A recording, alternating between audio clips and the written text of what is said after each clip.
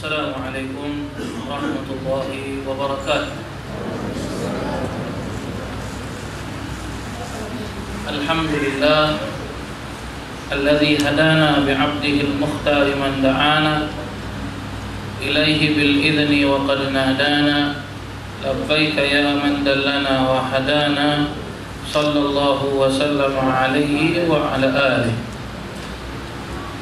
Al-mukarram akhina fillah ad-da'iya ila Allah Ustaz Badrus Salam Ibn Ja'far mata'ana Allah bih tawalallahu umruhu bis-sihha wal afiyah, dan segenap ahli jawatan kuasa Lembaga Pentadbir Masjid Hasanah. Mudah-mudahan Allah Subhanahu wa taala mencurahkan segala pintu kebaikan bagi mereka.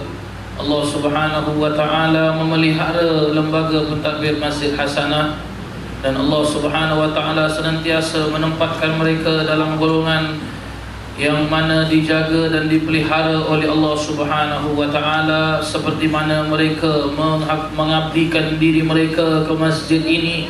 Mudah-mudahan kelak Allah Subhanahu wa taala menempatkan mereka dalam tempat-tempat yang Allah Subhanahu wa taala sendiri menjaga mereka. Amin.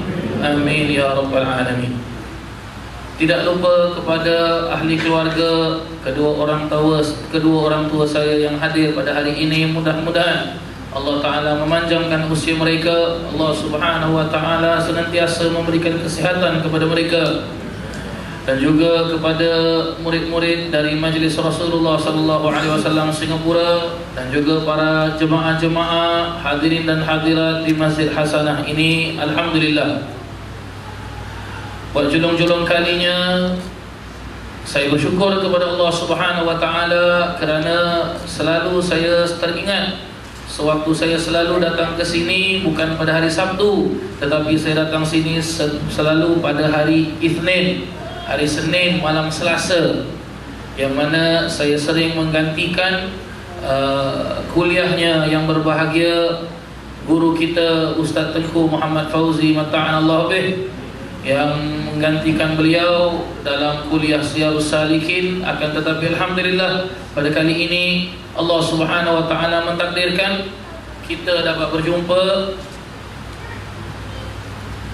dalam suasana, dalam keadaan yang penuh dengan rahmat Allah Subhanahu wa taala. Ustaz, ana copot aja bisa. Gimana? Oh, wireless ada. Mau dicopot cabut dulu.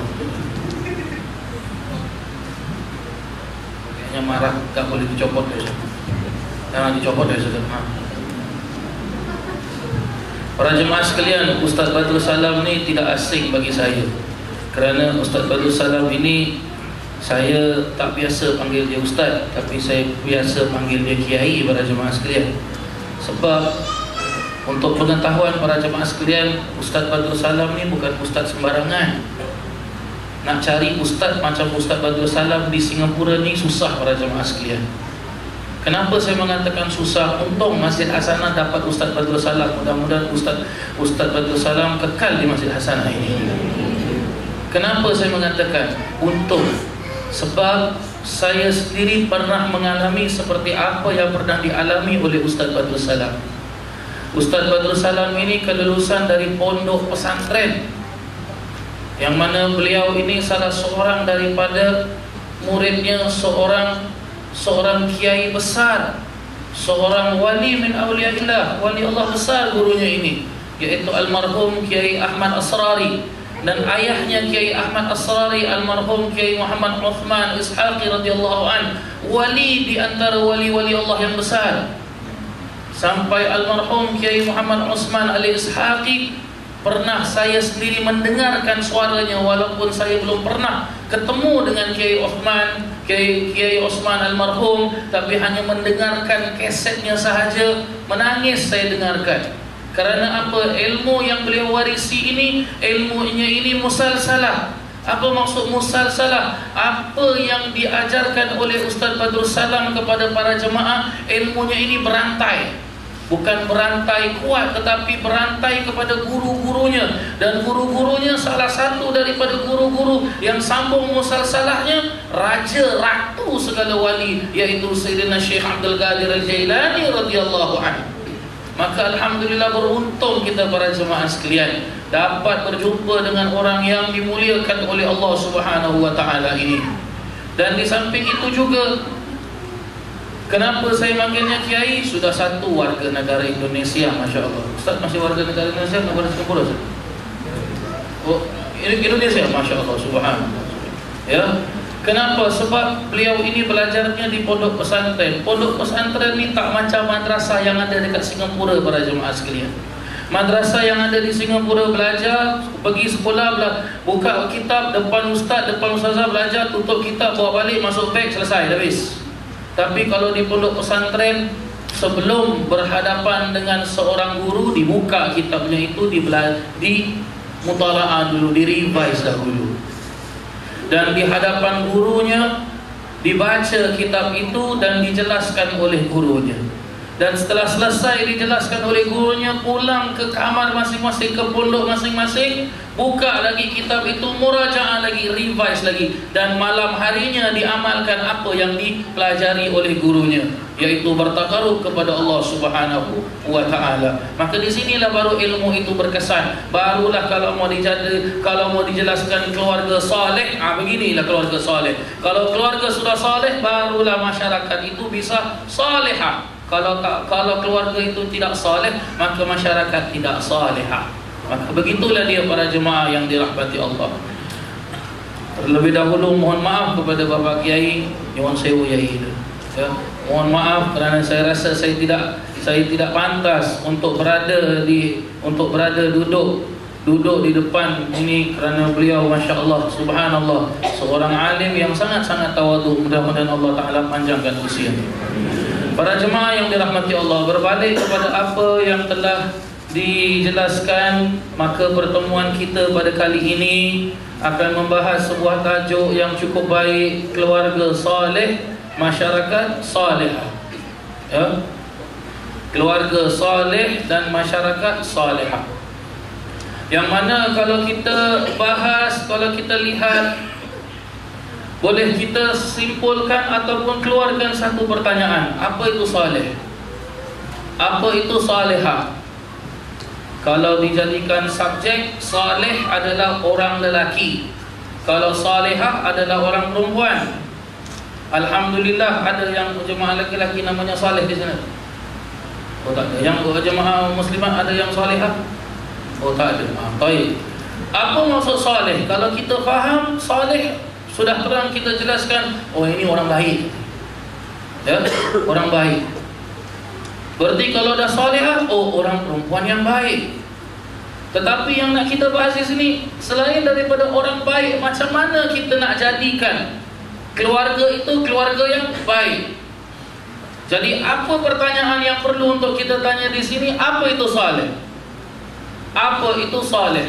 Imamuna Al-Ghazali rahimahullah ta'ala di dalam kitabnya Bidayatul Hidayah memperjelaskan yang dinamakan orang itu saleh, orang itu mengamalkan, melaksanakan apa yang telah Allah Subhanahu wa ta'ala perintahkan dan melarang orang lain, dan meninggalkan segala apa yang Allah Ta'ala larang.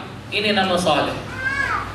Dan di dalam Al-Quran sendiri Allah Subhanahu wa Ta'ala memperjelaskan, illal ladzina amanu wa amilus salihati wa tawasaw bil haqqi wa tawasaw bis sabr.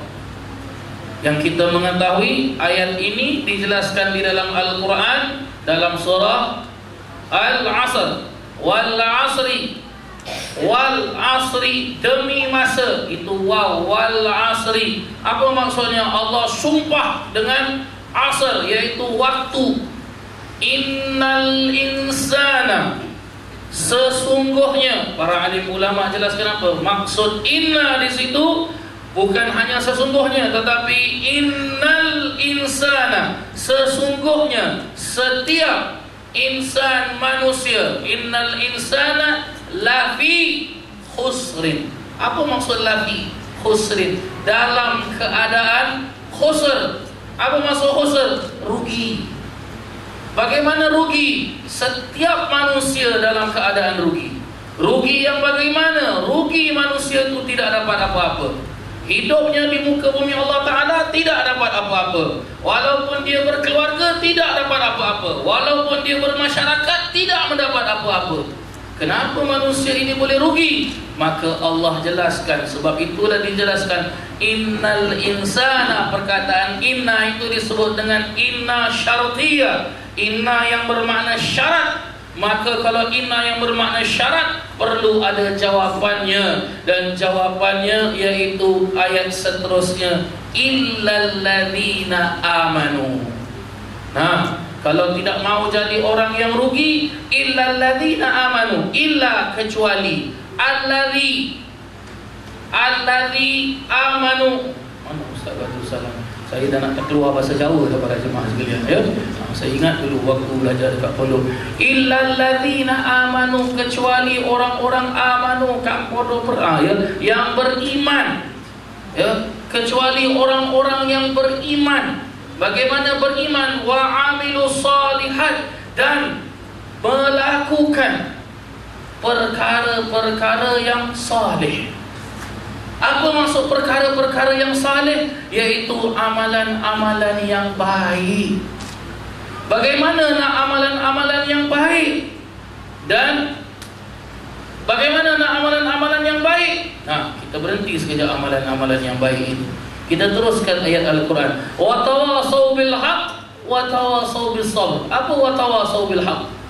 Dan berpesan-pesan dalam kebaikan dan berpesan-pesan dalam kesabaran. Nak jadi baik, perlu mengamalkan amalan-amalan yang baik-baik. Bagaimana amalan-amalan yang baik-baik para jemaah sekalian? Nak keluarga baik, sudah pasti diri kita sendiri perlu baik. Bagaimana kalau kita menasihati orang untuk baik tapi kita sendiri tidak baik? Bagaimana kita mau mengajar orang supaya jadi baik tapi kita sendiri tidak baik? Bagaimana seorang guru mengajarkan kepada muridnya supaya tutup aurat tapi gurunya sendiri pagi-pagi jogging dengan seluar pendek? Bagaimana sepasang orang tua mengajarkan anaknya supaya jadi baik tapi orang tuanya sendiri tidak baik? Ibarat seperti ketam nak ajak anak jalan tapi ketam tu sendiri jalan sengit. Macam tadi Ustaz Abdul Salam cakap, semua tengah penyek. Penyek semua para jemaah sekalian. Ya. Bagaimana? Dan bagaimanakah kita mau rumah kita baik? Orang yang berada dalam rumah pun perlu baik. Dan bagaimana kita mau lebih besar dari rumah lagi? Apa para jemaah sekalian? Masjid. Nak masjid baik, orang dalam masjid perlu baik. Bagaimana orang dalam masjid perlu baik? Faham-fahamlah kita. Allah jelaskan, la masjidun ussisa ala taqwa. Ya. Adapun masjid itu diasaskan dengan ketakwaan. Bagaimana yang dimaksudkan diasaskan dengan takwa? Masjid tempat orang mendekatkan diri kepada Allah. Maka bukalah masjid tersebut. Silakan siapa mau datang, tafadhal. Ayat ini Allah Subhanahu wa taala jelaskan tatkala Nabi SAW berhijrah dari kota Mekah ke kota Madinah, dan Nabi masuk ke kota Madinah dari timurnya Madinah. Timur kota Madinah. Dan di kota Madinah itulah yang pertama kali sekali Nabi SAW masuk, dan Nabi SAW berjumpa dengan penduduk kampung yang disebut dengan penduduk kampung Bani Salma. Bani Salma ini merupakan salah satu daripada penduduk-penduduk kampung yang penduduk kampung ini asal usulnya mereka adalah salah satu daripada ahli keturunan keluarga yang sambung ke datuk Nabi SAW. Dan di Bani Salma inilah Nabi mendirikan masjid yang disebut dengan Masjid Quba. Maka Allah turunkan ayat la masjidun ussisa ala taqwa, dan adapun masjid diasaskan dengan takwa. Dan Nabi SAW bersabda, barang siapa membersihkan dirinya dan berwudu dengan sesempurna-sempurna wudu dan datang ke masjidku menunaikan solat 2 rakaat, maka pahalanya pahala seperti orang melaksanakan umrah. Bukan senang mau dapat pahala umrah para jemaah sekalian. Zaman sekarang kalau tak ada 5,000 tak sampai umrah para jemaah sekalian. Ya, tak ada 5,000 tak sampai umrah. Tapi lihat, senang kita pergi wuduk dengan sempurna mungkin, datang ke masjid sembahyang 2 rakaat dapat pahala umrah. Lihat. Kenapa boleh demikian? Sebab di situlah Allah Subhanahu wa taala jelaskan la masjidun ussisa ala taqwa. Kita lebih besar lagi daripada masjid. Bagaimana? Negara mau saleh, orang yang mentadbirkan negara itu perlu saleh. Kalau orang yang tidak mentadbirkan negara itu tidak saleh, maka dia tidak akan saleh. Maka negara itu akan huru-hara. Maka dalam kita menyebutkan saleh ini para jemaah sekalian, banyak lagi perkara-perkara yang boleh kita sampaikan. Kalau kita mau rumah kita saleh, bagaimanakah kita mau rumah kita saleh? Pasti penghuni rumah mesti saleh. Baik, penghuni rumah kalau saleh, siapa penghuni rumah? Penghuni rumah sudah jelas, ada yang disebutkan penghuni itu yaitu tidak lain dan tidak bukan manusia. Dan manusia di dalam penghuni rumah tersebut bagaimana? Terdiri dari siapa para jemaah sekalian? Terdiri tidak lain dan tidak bukan daripada manusia, yang mana ada sebahagian manusia itu digelarkan dengan gelaran ibu. Ada manusia itu, sebahagian manusia itu digelarkan dengan gelaran bapa. Ada sebahagian manusia itu digelarkan dengan gelaran istri.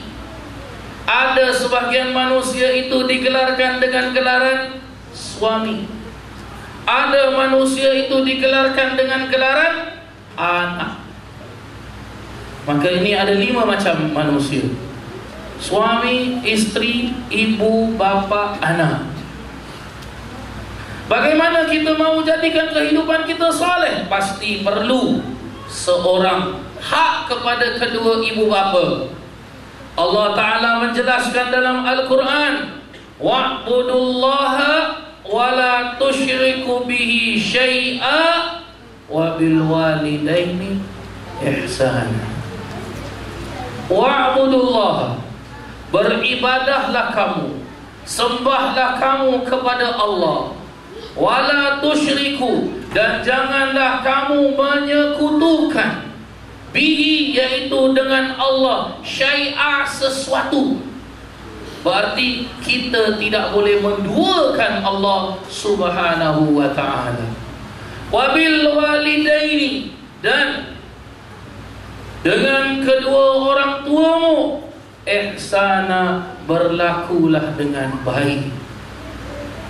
Maka kalau berlaku dengan baik, maka baiklah keluarga tersebut. Tetapi ayat ini para jemaah yang dirahmati Allah, Allah menjelaskan, Allah memulakan ayat ini dengan wa'budullah. Para alim ulama tafsir jelaskan apa ini wa'budullah, sembahlah Allah. Bagaimana yang dimaksudkan sembahlah Allah? Yang dimaksudkan sembahlah Allah ialah mengaku dengan zahir dan batin bahawasanya dialah Allah yang menghidupkan kita. Dialah Allah yang mematikan kita. Dialah Allah yang memberikan kita rezeki. Dialah Allah yang menerima segala doa kita, taubat kita. Dialah Allah yang segala-galanya. Yang kita kenal dengan sifat-sifat Allah yang disebut dengan Asmaul Husna. Walillahil asmaul husna fad'u biha ud'u nas'aluka ya Allah. Ini dijelaskan ini. Dan dengan nama-nama Allah, walillahi asmaul husna fad'u, maka doalah kamu, mintalah kamu kepada Allah. Dan Allah, bila seorang hamba Allah itu beribadah kepada Allah, bermohon kepada Allah, bermunajat kepada Allah, apa Allah jelaskan? Wa idza sa'alaka ibadi anni fa inni qaribun ujibu da'watad da'i. Allahu akbar. Apabila seseorang hamba itu bertanyakan tentang keadaanku, maka khabarkan kepada hambaku itu bahawasanya aku sebenarnya dekat dengan hamba, dan aku akan mendengarkan segala apa yang dimunajatkan oleh hambaku, dan aku akan kukabulkan segala apa yang dihajatkan oleh hamba. Ini Allah sendiri jelaskan ini. Subhanallah. Jadi di sinilah yang disebut dengan wa'budullah. Dan bila kita wa'budullah, beribadah kepada Allah, beribadahlah dengan sesungguh-sungguhnya ibadah, dengan sebenar-benarnya ibadah. Bagaimana perlu untuk kita menghayati apa yang kita baca dalam ibadah kita, apa yang kita ucapkan dalam setiap ibadah kita, apa yang kita melaksanakan rukun qauli di dalam ibadah kita. Mula ibadah kita, apa ucapan pertama kita sebut? Allahu Akbar. Apa ini Allahu Akbar? Allah Maha Besar, Ustaz. Oh, taib, Allah Maha Besar. Bagaimana besarnya Allah? Besar. Besar bagaimana? Besar seperti auditorium Masjid Hasanah? Besar bagaimana? Nak dibesarkan besar Allah bagaimana ni? Mungkin besarnya Allah ni macam, entahlah Ustaz, tak tahu macam mana. Para alim ulama mengajarkan kita, yang dimaksudkan Allahu Akbar, iaitu Allah Maha Besar, ialah Allah yang paling besar, dan tidak ada sesuatu yang lebih besar daripada Allah Subhanahu wa ta'ala. Berarti kalau tidak ada sesuatu yang lebih besar daripada Allah Subhanahu wa ta'ala, fahamlah kita. Apa tu fahamlah kita? Fahamlah kita ada yang mengawasi kita. Mengawasi kita, ya. Ada yang melihatkan kita.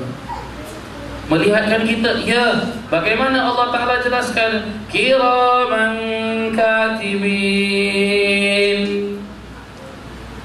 ya'lamuna ma taf'alun. Kiraman katibin, kanan dan kiri kita. Siapa kanan kita ni? Ada seorang yang menjaga kita. Dia bukan jin. Kita baca ayat kursi pun dia tak lari, baca yasin pun dia tak lari, kita tak baca pun dia tak lari, kita ibadah pada Allah pun dia tak lari, kita tak ibadah pun dia tak lari. Satu sebelah kanan disebut dengan raqib, lagi satu sebelah kiri disebut dengan atid. Dia tulis semua apa segala macam yang kita laksanakan. Nak jalankan tabung ya? Mari silakan, tak apa. Mari para jemaah sekalian, kesian kita tengok masjid kita tadi. Ya Allah, masjid dah cantik-cantik, pagar pula roboh ya. Tengok tadi pengurusi pun ucapkan pun, saya dengar pun makin lama pengurusi ucapkan makin slow suara dia. Sedih, kesian para jemaah sekalian ya. Kita hulurkanlah bantuan kita ya.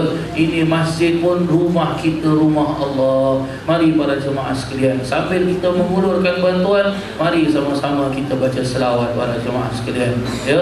Ikut, mari sama-sama kita iringi, sama-sama kita baca. Ini mikrofon ni boleh pakai tu ni. Boleh pakai. Munsyidin mai pegang, munsyidin pegang. Allah, munsyidin mari. Ambil munsyidin. Mari sama-sama kita baca para jemaah sekalian sambil tabung itu berjalan. Ya, tabung berjalan berarti kita pun sama-sama berdoa kepada Allah Subhanahu wa taala ya. Baik. Ya Arhamar Rahimin, ya Arhamar Rahimin, ya Arhamar Rahimin, farij 'alal muslimin, ya Arhamar Rahimin, ya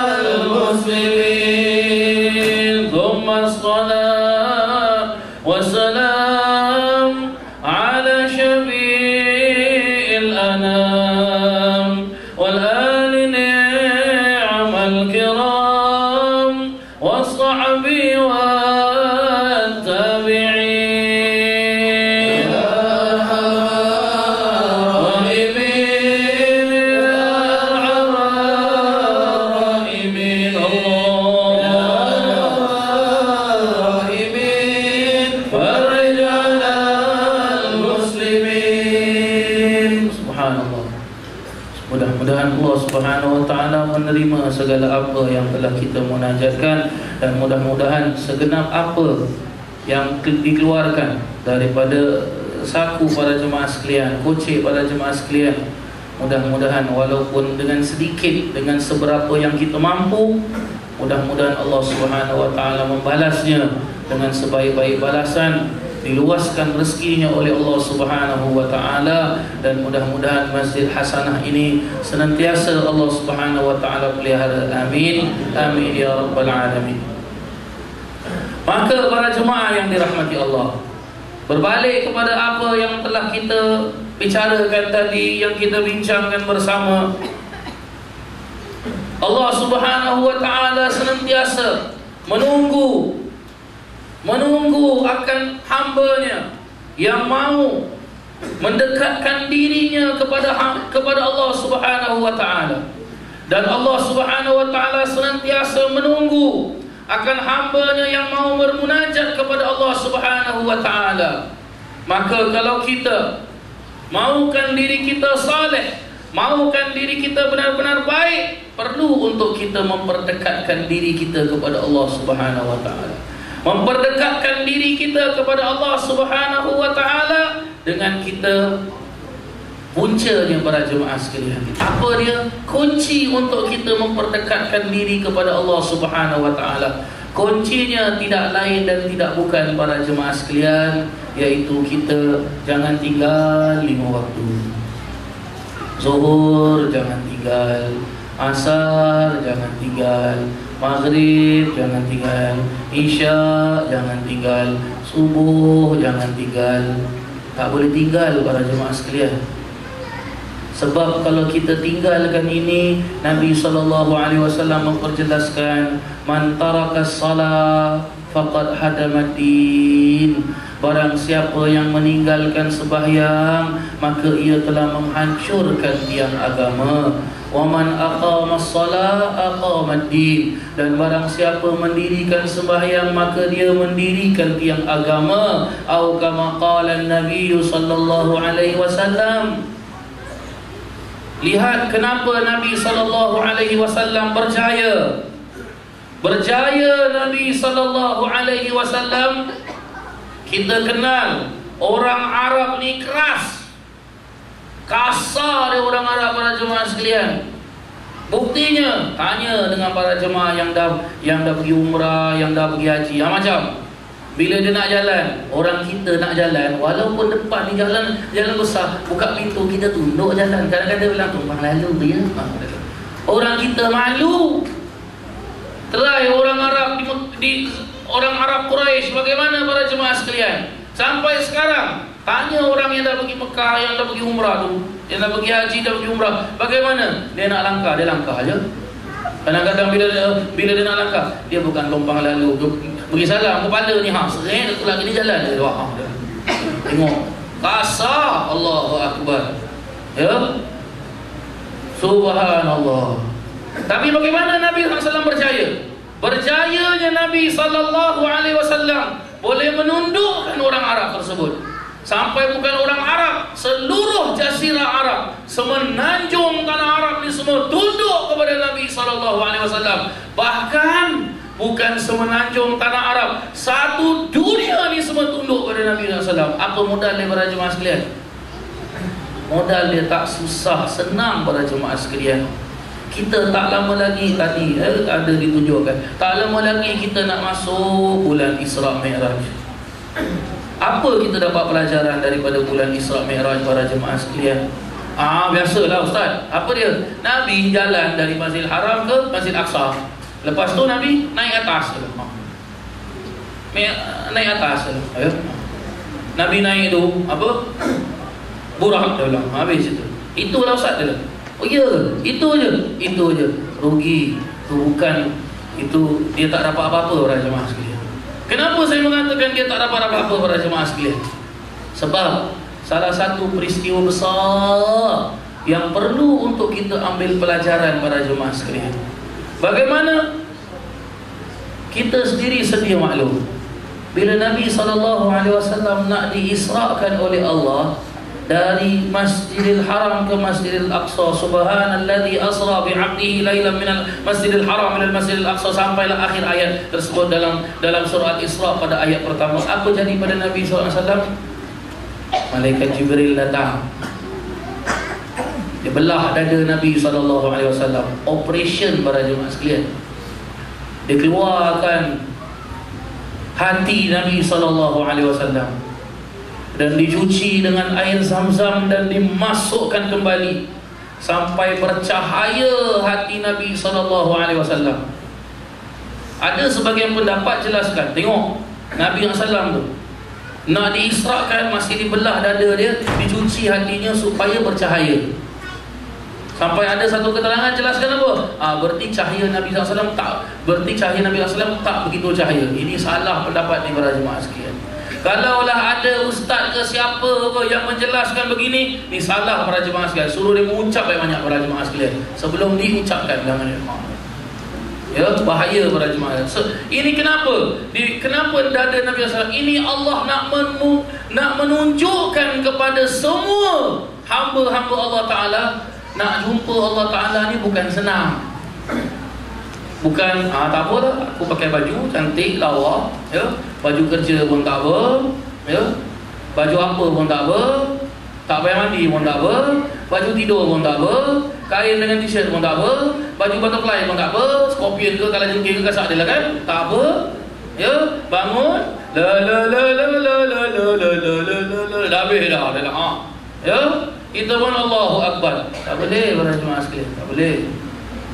Tak maaf terlepas butterfly tu keluar, tak faham jangan marah. Awak marah, selamat hari raya, ya. Kenapa para jemaah sekalian? Apa sebabnya? Ini Nabi, ini Allah memberikan kita contoh bagaimana mau berjumpa dengan Allah. Kita perlu hati-hati.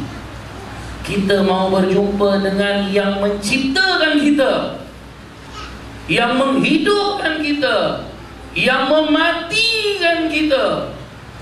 Cuba kita kalau nak pergi kerja para jemaah sekalian, macam baju mesti lawa cantik, dan mesti setrika. Bila dah setrika dia tengok, ini yang pasal lain dua, mesti satu. Tengok.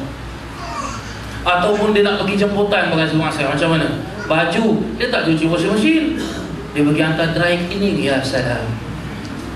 Habis dry cleaning tak mau kotor, bungkus dengan plastik. Masya Allah. Dah bungkus dengan plastik, bagaimana? Minta lagi sarung plastik lagi yang ada zip. Ada zip. Ya salam. Habis lagi tu, masuk dah habis lagi, dah bawa ke rumah, tak boleh gantung kat luar, tak boleh, masuk dalam almari pula. Masya Allah. Ni nak pergi jemputan ke pasal para jemaah sekalian, dalam tempoh 2-3 jam saja habis dah. Dia boleh begitu sekali, dia jaga. Apa salah dia bilang? Mestilah Ustaz, personality mesti jaga Ustaz. Personality mesti jaga. Apa personality dengan Allah tu macam? Alah, itu tak apa Ustaz, Allah pun tahu kita penat. Mana Allah tahu kita penat? Mana Allah tahu? Pernah tak kita pukul 5 pagi bangun nak sembahyang subuh, angkat bantal, sekali dapat surat dari Malaikat Jibril. Wahai Ustaz Hasan, Allah tahu kau penat, hari ni cuti, tak payah sembahyang subuh. Ada? Mana ada? Allah tak tahu kita penat tak penat? Tak ada. Penat tak penat, kita mesti tahu cara bagaimana mau menyembah kepada Allah Subhanahu Wa Taala. Bagaimana kita nak wa'budullah, sembah kepada Allah Ta'ala. Dan bila kita ucapkan Allahu Akbar, ini apa ni kita ucap ini? Ibarat bagaimana? Cuba kita angkat takbir para jemaah sekalian. Silakan, kalau para jemaah, sila para jemaah angkat takbir. Kita angkat takbir satu tangan ke dua tangan para jemaah sekalian? Dua tangan. Terangkat takbir senang. Angkat takbir. Angkat takbir tu. Angkat takbir. Angkat takbir. Degil urutan ni. Angkat takbir dua tangan. Baik. Katakan saya bawa tembak. Saya keluar tembak. Apa buat? Angkat tangan. Dia bilang angkat tangan. Berarti apa para jemaah sekalian? Surrender kita kepada Allah Ta'ala. Itu maksud Allahu Akbar. Kita tak ada kekuatan depan Allah Ta'ala. Kita sehat. Mana sehat kita? Kuat dia, sehat dia, suara lantang bagus je. Allah tarik satu urat, Allah tarik. Dia belum mati lagi belum? Bagaimana? Dia duduk one corner. Lagi satu corner dia duduk. Orang tanya apa Ustaz? Dah makan. Gila. Allahu Akbar. Satu lalu salah tadi. Kuat kita. Kuat saya Ustaz. Memang Ustaz. Saya angkat besi bertelur Ustaz kalau saya. Iya. Mari bawa dia dekat tepi masjid Hasanah tu, tembok saya suruh tolak. Gerak tak masjid. Kata kuat tolak. Mana kuat kita? Tak ada pada jemaah sekalian. Mana pandai kita pada jemaah sekalian? Pandai manusia. Pandai Ustaz. Saya sekolah tinggi Ustaz. Universiti Ustaz. Profesor saya dapat Ustaz. Iya. Profesor ya. Allah tukar sikit saja urat tu. Habis dah. Apa jadi? Para jemaah sekalian, kita nyanyuk. Lupa Allahu Akbar. Kuat kita, hebat kita, terror kita, apa pun tak ada. Kita angkat tangan surrender. Nak jadi orang soleh kan? Nak jadi keluarga soleh kan? Ni kita angkat Allahu Akbar, mesti tahu apa yang kita ucap ini. Tadi kita sembahyang Isyak. Tuan imam kita baca surah sedap, cantik surah tu. Allahu Akbar. Ya? Sedap tak dia baca? Ada mirip-mirip macam Imam Mekah. Rugi sembahyang kita pada jemaah sekalian. Rugi Ustaz? Ya, rugi. Kenapa? Sebab kita sembahyang hanya dengar suara imam sedap. Cuba kita niat sembahyang. Bagaimana kita niat sembahyang? Sahaja aku sembahyang Isyak 4 rakaat, jadi makmum menghadap kiblat kerana Allah Ta'ala. Tapi bila ditanya, bagus, best dia suara imam dia power lah. Kita tak ada niat pun, sahaja aku sembahyang Isyak 4 rakaat dengan imam suara power. Tak ada. Cuba kita niat kita sembahyang apa? Lillahi ta'ala, kerana Allah. Imam suara power tak power dia tolak tepi. Lillahi ta'ala wa'budullah. Dan dijelaskan apa para jemaah sekalian? Wabil walidaini ihsana. Mau keluarga soleh bukan? Mau jadi orang soleh? Boleh. Mau jadi orang pandai? Boleh. Mau jadi orang baik? Boleh. Mau jadi menteri? Boleh. Mau jadi presiden? Boleh. Mau jadi raja, sultan? Boleh. Nak jadi apa saja? Boleh. Ini satu perkara penting. Wabil walidaini ihsana. Dan dengan kedua orang tuamu ihsana. Berlaku baik. Berlaku baik bagaimana berlaku baik? Allah Ta'ala jelaskan, imma yablughanna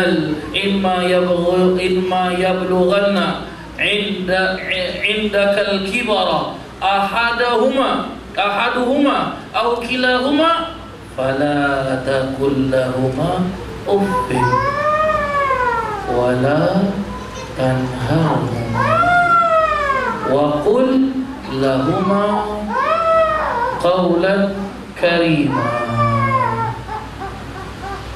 Apa maksudnya? Maksudnya di sini, jika imma yablughanna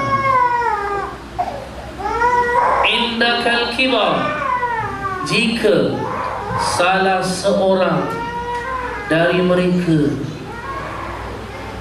ataupun kilahuma ataupun kedua-dua mereka. Bagaimana? Kedua-dua mereka sudah sampai umurnya yang lanjut. Apa maksud umurnya yang lanjut para jemaah sekalian? Dah masuk senior citizen,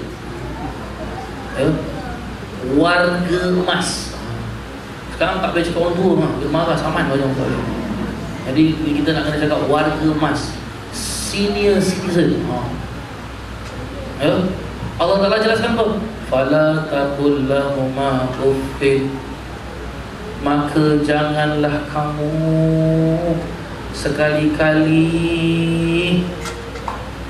mengatakan kepada mereka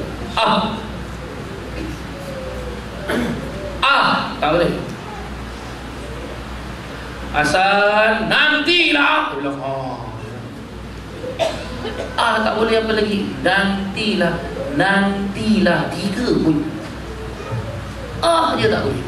Kadang-kadang dia tak tahu kan. Dia buat apa? Dia macam bunyi berecit lah. Sikit je. Tak boleh tu. Mentang-mentang dia dah jadi orang alim besar, dia doktor besar, tak mau duduk sama orang dulu. Leceh lah. Apa pasal? Saya kena berhenti. Tak apa lah, biar dia duduk sendiri, kita cari rumah sendiri. Kalau ada apa-apa kita pergilah sana tengok-tengok dia macam mana kan. Tengok-tengok, kasih duit, dah biarlah kita selesai lah. Habis tu lah. Sana duduk semua orang tu. Apatah lagi orang tua tu jalan tu dah macam remote control macam. Tekan kanan dia pergi kanan. Tekan kiri dia pergi kiri. Dia jalan remote control macam mana. Apa pasal? Kaki dah sakit dia pakai tongkat. Dia tak sedih cakap. Leceh lah. Jalan orang tua macam ni. Lambat kan. Aku nak cepat. Degak. Kalau lampu jatuh, ya Allah, padam pun tu.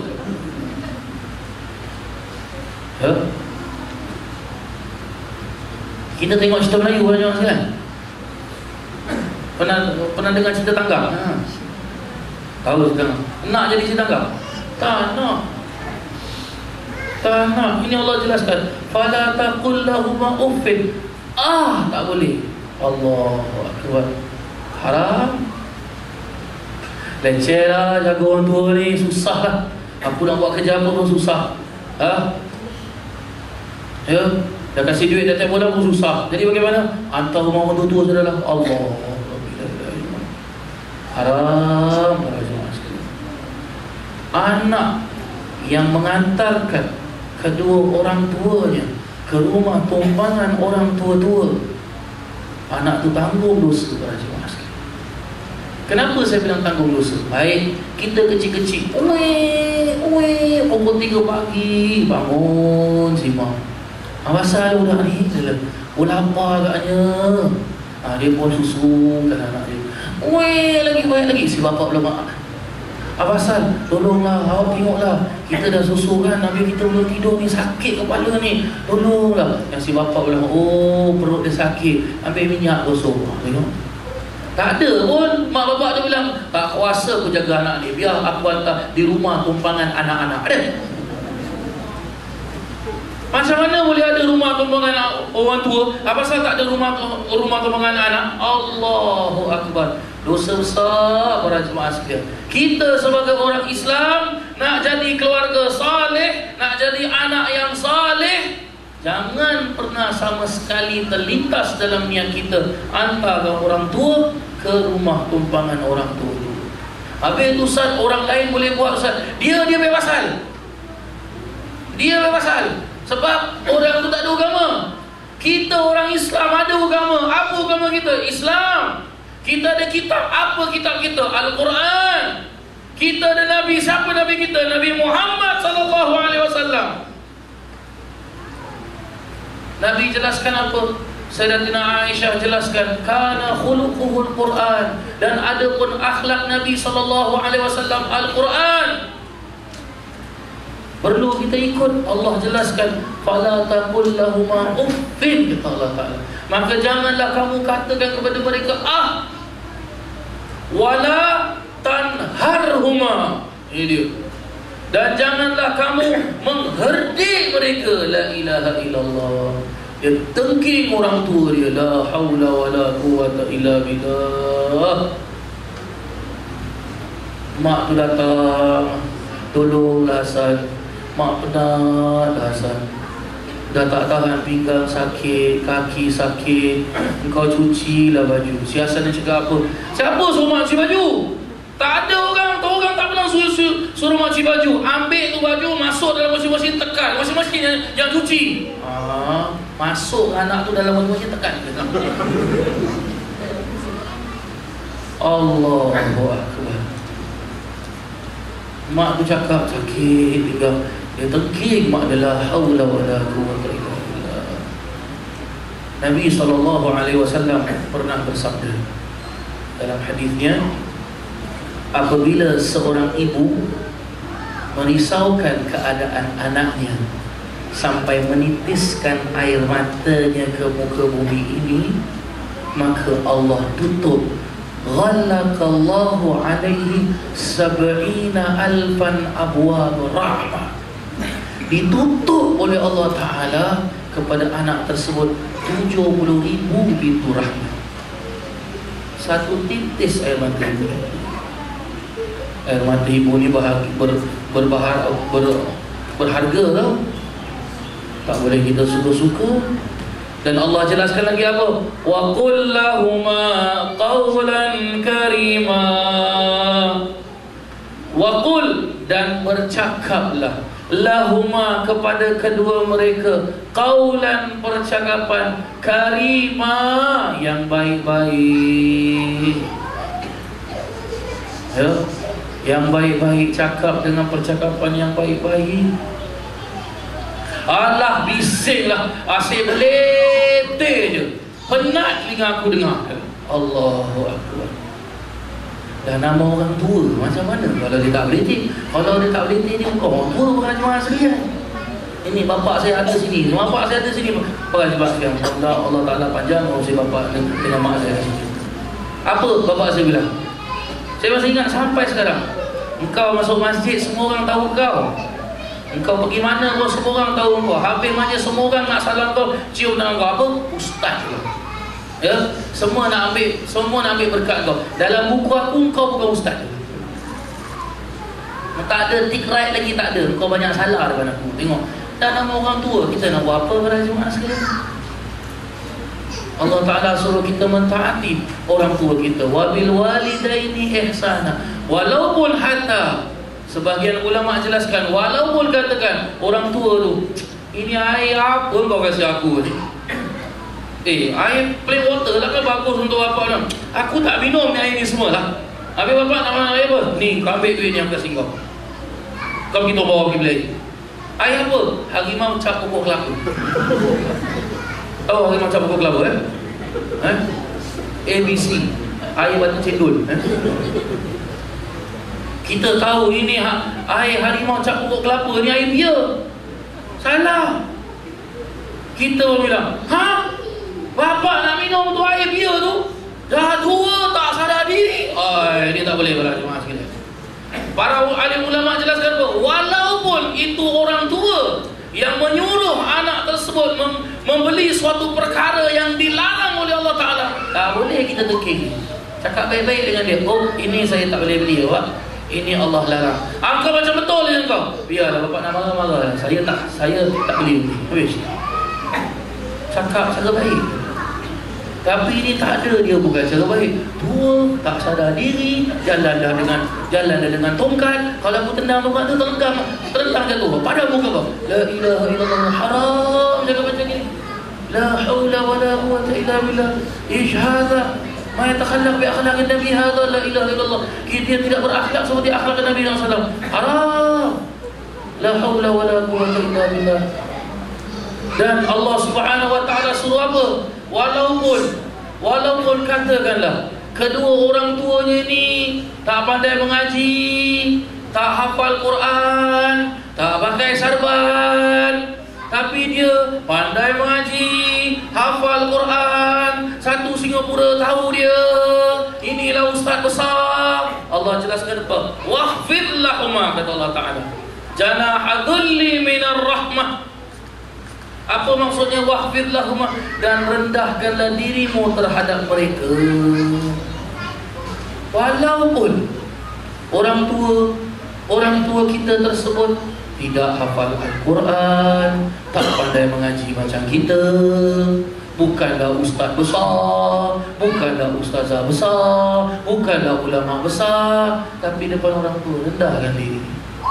Sebab kalau tak kerana doa orang tua, anak tu tak jadi ustaz besar. Paling-paling dia bukan jadi ustaz, dia belum start lagi para jemaah sekalian, dan tak akan mampu untuk start. Lihat para jemaah sekalian, nak keluarga soleh, ni salah satu dari tipsnya para jemaah sekalian. Seterusnya para jemaah sekalian, dijelaskan dalam ahli keluarga tu ada yang disebut dengan isteri. Ada yang disebut dengan suami. Nak keluarga saleh, nak masyarakat saleh, suami itu sendiri mesti saleh, isteri itu sendiri mesti saleh. Bagaimana mesti saleh? Yang dinamakan suami Allah jelaskan dalam Al-Quran, Ar-rijalu qawwamuna 'alan nisa. Ini penting ni. Ar-rijal, orang lelaki, qawwamuna adalah pemimpin, 'alan nisa, bagi orang-orang perempuan, kaum wanita. Berarti apa? Dia bukan queen control, dia king control.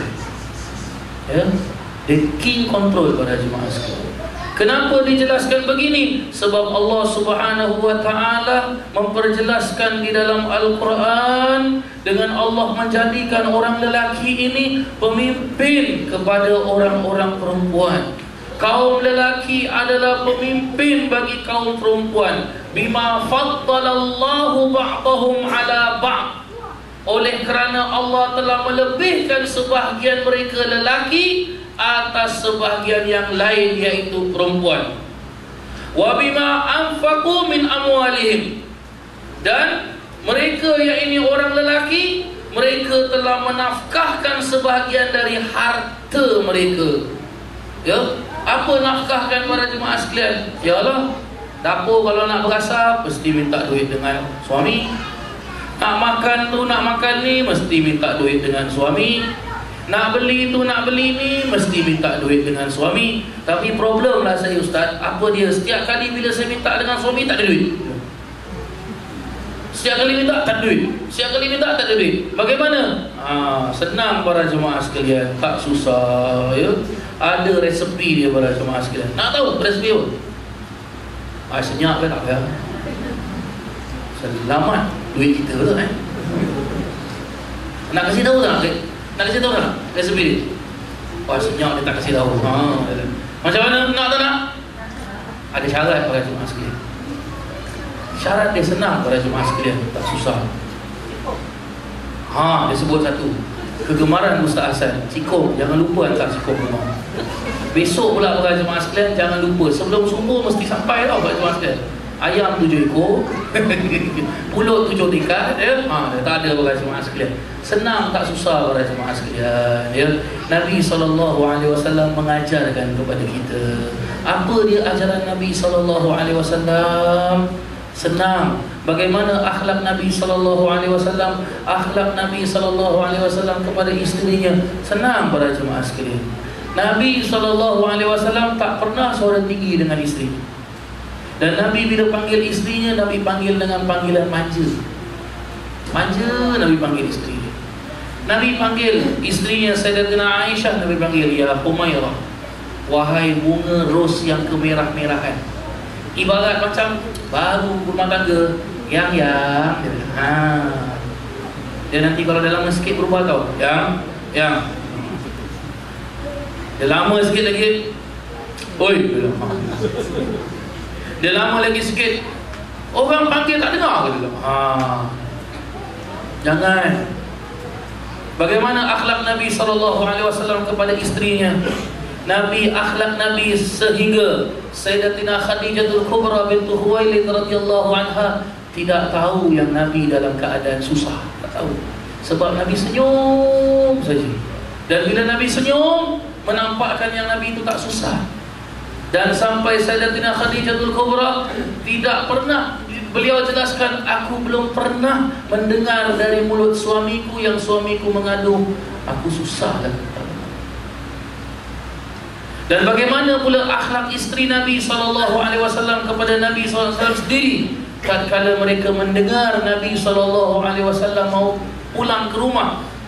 Ya, kita mengetahui Nabi SAW Sayyidatina Khadijah istrinya, Sayyidatina Aisyah istrinya, Sayyidatina Hafsah istrinya, Sayyidatina Ummu Kalthum istrinya. Ada 9 istri Nabi SAW. Para jemaah sekalian, kita mengetahui bagaimana akhlak Nabi SAW. Bila mereka mengetahui Nabi SAW nak kembali ke rumah, mereka akan bersihkan rumah, mereka akan pakai dengan pakaian yang cantik-cantik, mereka akan harum-harumkan rumah. Dan bila Nabi SAW berada di pintu rumah, bila dibuka, mereka sudah berdiri di hadapan menyambut suaminya balik. Subhanallah. Baru dapat duit. Tapi Ustaz, saya tak dapat duit. Iyalah, macam mana nak dapat duit?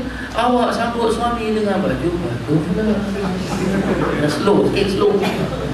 Pula tu wangi dia wangi lain. Wangi apa? Wangi bau ikan masih belajar. Macam mana? Dapat duit tak dapat duit.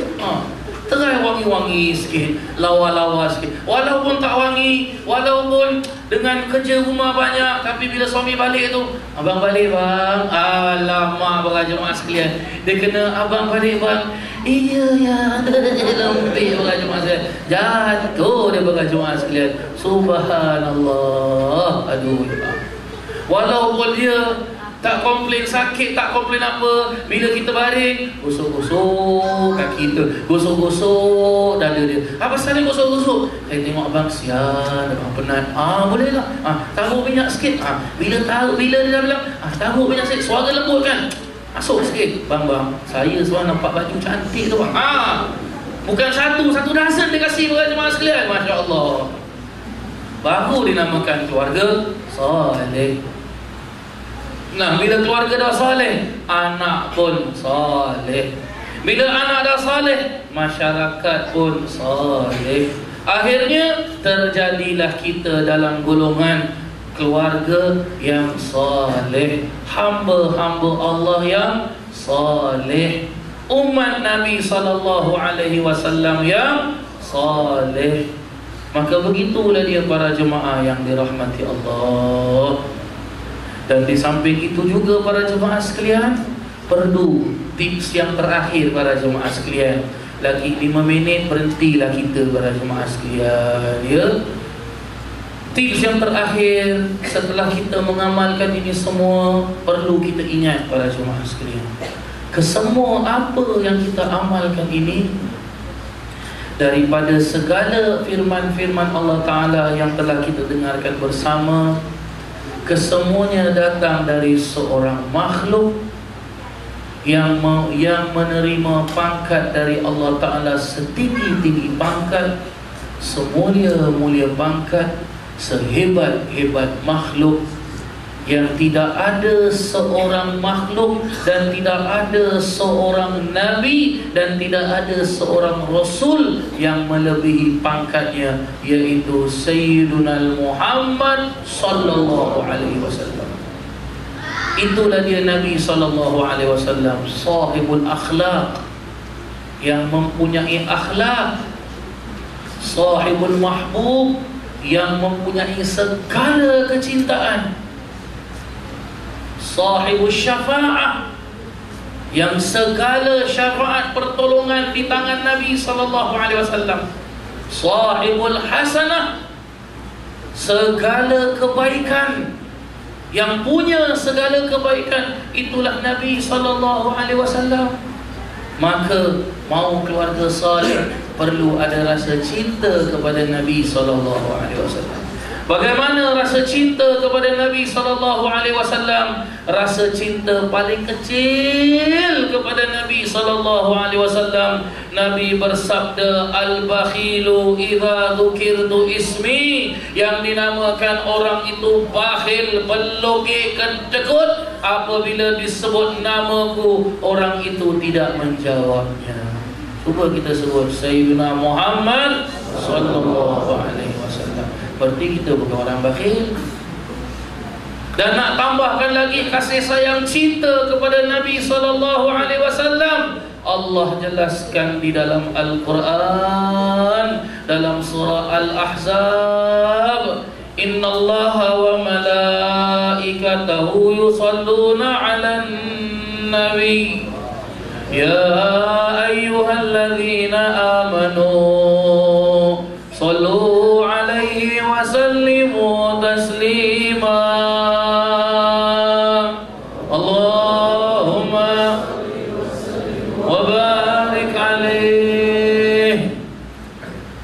Apa maksud saya?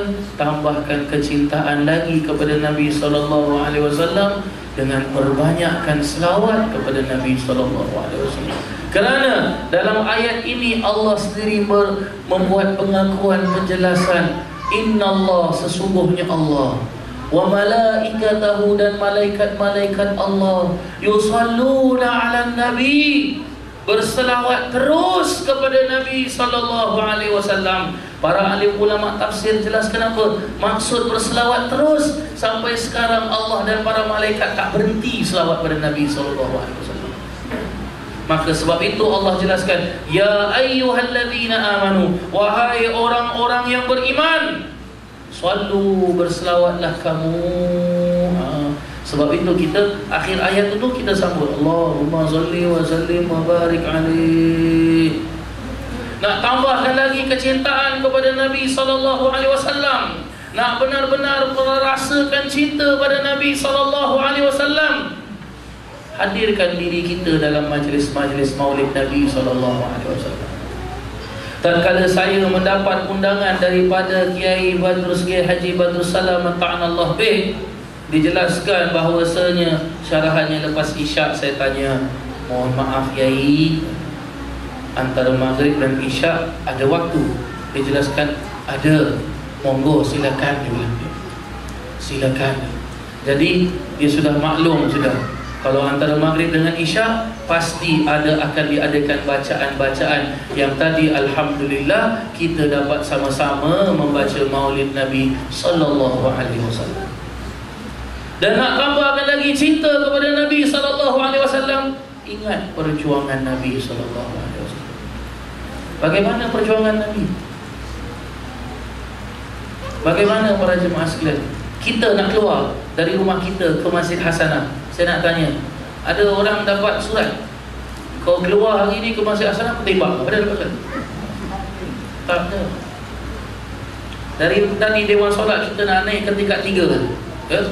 Ada kita dapat teguran, nak naik atas kan? Naik, tumbuk. Ada? Tak ada. Tapi bagaimana Nabi SAW nak menyebarkan agama Islam?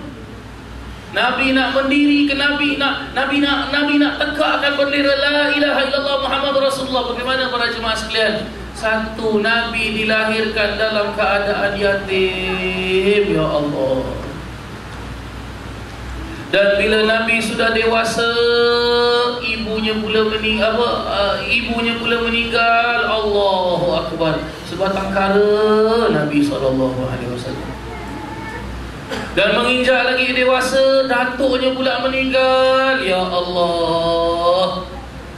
Dan mempunyai seorang isteri yang paling dia sayang meninggal pula, ya Allah.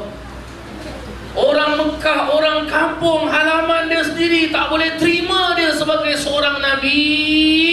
Keluar dari kota Mekah pergi Taif. Pergi Taif apa para jemaah sekalian? Kena lempar dengan batu, ya Allah. Luka kulit Nabi,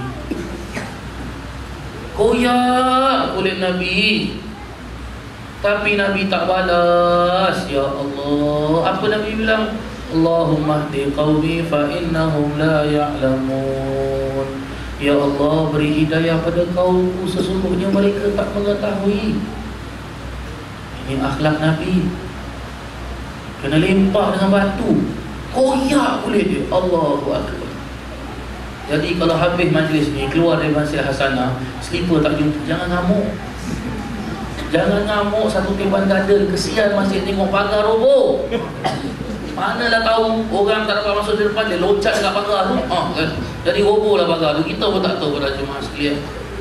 Tak boleh terima juga, orang kampung Nabi tak boleh terima. Tinggalkan tanah air, ya Allah. Nabi pergi hijrah, pergi mana? Nak pergi keluar dari rumah pun dah ada orang standby depan rumah Nabi. Nabi keluar, tembak. Kita nak keluar, tak ada orang pun standby nak bunuh kita. Nabi tengah duduk sandar dekat bawah pokok, penat, tercungap-cungap Nabi sampai tertidur Nabi SAW. Tahu-tahu pedang ada dekat batang leher Nabi SAW. Dan tajam pedang tersebut Ya, Sirah Ibnu Hisham, Imam Ibnu Hisham mengarang kitab sejarah. Dia jelaskan apa? Tajamnya pedang doktor tersebut. Nama orang tu doktor. Kalau dilepaskan sehelai kertas di atas pedang tersebut dan tanpa bergerak pedang tersebut walaupun sedikit, kertas itu akan koyak. Tajamnya ada kat batang leher Nabi SAW. Allahu Akbar. Dah ada kat Madinah, kena serang pula Nabi. Ya Allah, kena serang bukan sekali, beberapa kali.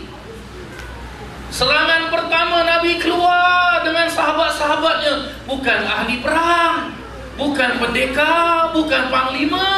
Ada sebahagian dari mereka keluar apa? Pergi perang, ikut Nabi perang. Keluar dengan tutup periuk. Allahu Akbar. Keluar dengan centung nasi, nak pergi perang ni. La ilaha illallah. Dah habis perang tu, perang lagi para jemaah sekalian. Jatuh Nabi dari kudanya, patah giginya. La ilaha illallah Muhammadur Rasulullah. Bila jatuh Nabi dari kudanya, patah giginya, darah Nabi terkeluar dan Nabi tada darah tu para jemaah sekalian. Nabi tada. Sayyidina Umar jelaskan, ya Rasulullah, kenapa kau buat demikian? Apa kata Rasulullah SAW? Bumi di kawasan Uhud ini, jelaskan, ya Rasulullah, kalaulah darahmu menyentuh bumi Uhud ini, maka akan ku telan semua orang-orang yang menjatuhkanmu. Nabi bilang, kesian mereka. Tengok para jemaah sekalian, la ilaha illallah. Ingat sejarah Nabi. Nak jadi keluarga saleh, masyarakat saleh, ingat pada Nabi. Nabi sakit dan roh ada kat anak tekak. Nabi tak panggil anak dia, Nabi tak panggil pun sahabat dia. Apa Nabi sebut? Ummati, ummati, ummati. Nabi ingat pada kita. Nabi ingat pada kita, umatku, umatku, umatku. Kalau Nabi ingat pada kita dengan begitu besar sekali ingatannya kepada kita, apalah arti maulud kita tadi hanya 45 minit sahaja? Adil tak para jemaah sekalian? Nabi dari lahir sampai roh, nyawa dekat anak tekak, Nabi tak lupakan umatnya. Kita baru baca maulud 45 minit. Adil ke tak adil para jemaah sekalian? Tak adil para jemaah sekalian. Kalau Nabi mampu ingat pada kita dari kecil sampai nyawa dia anak tekak, perlu kita mengingati Nabi lebih daripada itu lagi. Subhanallah. Bukan hanya itu para jemaah sekalian, Yaumil Mahsyar, di padang mahsyar, manusia lari jumpa Nabi Adam. Wahai Nabi Adam, engkau manusia pertama dan kau adalah bapa segala bapa. Maka tolong kami. Apa kata Nabi Adam? Diri aku macam mana? Aku nak minta tolongan siapa? Aku tak tahu, katanya. Ya Allah. Lari kepada Nabi Isa, lari kepada Nabi Ibrahim, lari kepada Nabi Zakaria, lari kepada Nabi Ilyas, lari kepada semua para Nabi. Tahu-tahu ada sebuah cahaya yang lebih terang daripada matahari yang sedang sujud cahaya tersebut. Turun malaikat Jibril dengan jelaskan, ya Muhammad, irfa' ra'sak wasal tu'ta washfa' tushfa'. Wahai Muhammad, angkat kepala, minta apa yang kau mahu akan diberikan, dan syafaatkanlah kepada siapa saja yang kau mahu syafaat. Lihat sampai di Yaumil Mahsyar, yang mana Yaumil Mahsyar tersebut dalam surah Yasin Allah jelaskan, al-yawma tukallimu tukallimuna aydihim wa tukallimuna aydihim wa tashhadu arjuluhum bima kanu yaksibun. Dalam surah Yasin, pada hari tersebut akan berkata-katalah tangan-tangan kamu semua dan kaki-kaki kamu akan memberikan persaksian. Nabi masih nak tolong kita. Ya Allah, kita lupa pada Nabi. Baju koyak sikit pun ngamuk pada isteri. Nabi jahit sendiri. Isteri sakit, Nabi masak sendiri. Nabi nak minum air, Nabi ambil sendiri. Ikut akhlak Nabi. Nabi kalau balik lambat, isterinya tak pernah bermasam muka, senyum kepada Nabi. Ikut akhlak isteri-isteri Nabi SAW. Nak keluarga bahagia, nak keluarga soleh, masyarakat salihah, ikut cara Nabi. Nabi jelaskan, innama bu'ithtu liutammima makarimal akhlaq, atau kama qala an-nabiy sallallahu alaihi wasallam. Mudah-mudahan kita digolongkan dalam golongan orang-orang yang benar-benar mengharapkan keampunan dari Allah Subhanahu wa taala.